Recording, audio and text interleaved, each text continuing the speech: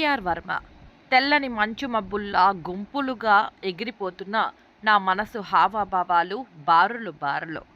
హృదయం తేలిపోయి ఆకాశంతో పాటే నా వయస్సు గిర్రున పరిగెడుతుందా ఏమో. వేప చెట్లపై తుమ్మి చెట్లపై తెల్లని పువ్వులు పూసినవా ఏమి.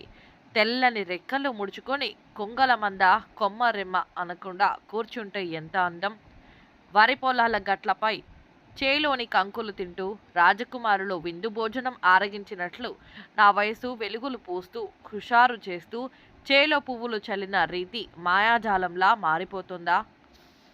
ఆకాశంలోని నక్షత్రాల్లా తెల్లని తలుకు నీళ్లుతూ బారులు బారులుగా ఎగురుతూ వలసలు పోతూ బహుదూరం ప్రయాణించే తెల్లని కొంగలు మనస్సు దోచుకునే కలల కళారూపసులు. జీవం ఉట్టిపడే రూపంలో జోరుగా ఎగరేసిన తెల్లని గాలిపటాల్లా ఆకాశంలో ఎగిరిపోయే నా వయస్సు ఇప్పటికీ తెల్లని వ్రాత పేజీల్లా వ్రాసుకుంటూ పోతోంది బహుసుందరం. బడిపిల్లల నేస్తాలు రెక్కలు విప్పుకొని గిరికీలు కొడుతుంటే ఇంకా నేను చిన్నపిల్లవానిలా నా మనస్సు నా ఉషస్సు నా మది యాదికొస్తుంది.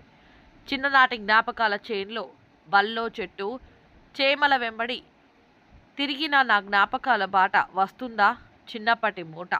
ఇది నా పుట్టినరోజు అట.